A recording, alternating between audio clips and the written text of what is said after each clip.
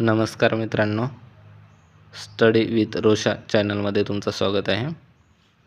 आज आपण liver obsess हा टॉपिक घेणार आहोत. त्यामध्ये आपण पहिला इंट्रोडक्शन पाहू. इंट्रोडक्शनमध्ये म्हणजे लिव्हर अब्सेस कसा होतो, कुठे होतो आणि कोणत्या प्रकारामध्ये होतो ते असतं इंट्रोडक्शनमध्ये. नंतर त्याची व्याख्या, त्यामध्ये परजीवी, अमिबा किंवा बुरशीमुळे होऊ शकतो त्याची व्याख्या आहे. नंतर प्रकार, त्याचे प्रकार दोन टाईप आहेत त्याचे, पायोजेनिक आणि अमेबिक. पायोजेनिक म्हणजेच बॅक्टेरियामुळे होतो आणि अमेबिक हा दूषित पाण्यामुळे किंवा दूषित अन्नामुळे देखील होतो. नंतर त्याचे कारणे आहेत. त्याचे कारणे साधारणतः आपल्याला दूषित पाणी किंवा अन्न, आतड्यांचा संसर्ग किंवा पत्तनलिकेचा आजार, रक्तातून संसर्ग किंवा पोटातील संसर्ग किंवा इम्युनिटी कमी असते अल्कोहोल सेवन केल्याने.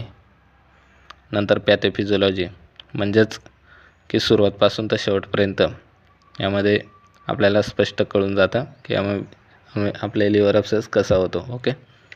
नंतर आहे चिन्ह लक्षणे.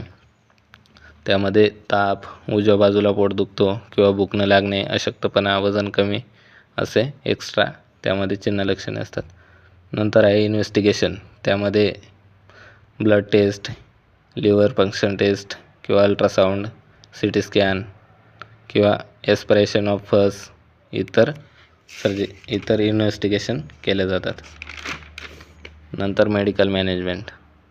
मेडिकल मॅनेजमेंटमध्ये आपण अँटीबायोटिक देतो, त्याला ॲनालिसिक देतो किंवा IV फ्लुइड्स देतो रुग्णाला बरं होण्याकरिता.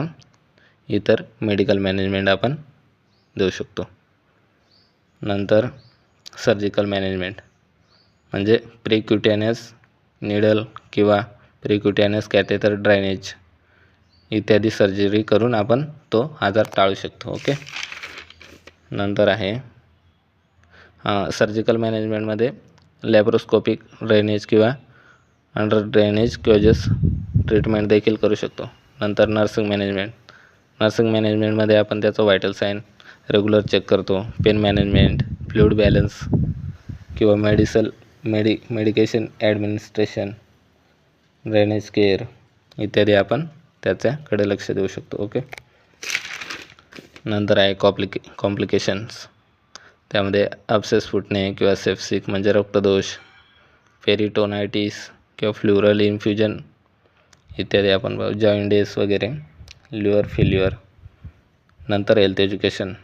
त्या रुग्णाला आपण स्वच्छ पाणी पिणे किंवा स्वच्छ अन्न सेवन करणे, हातांची स्वच्छता, औषध नियमित घेणे इत्यादी किंवा मग मद्यपान टाळणे, संतुलित आहार घेणे, नियमित तपासणे इत्यादी आपण त्याला आरोग्य शिक्षण देऊ शकतो. व्हिडिओ आवडल्यास तुम्हा सर्वांनी सबस्क्राईब नक्की करा.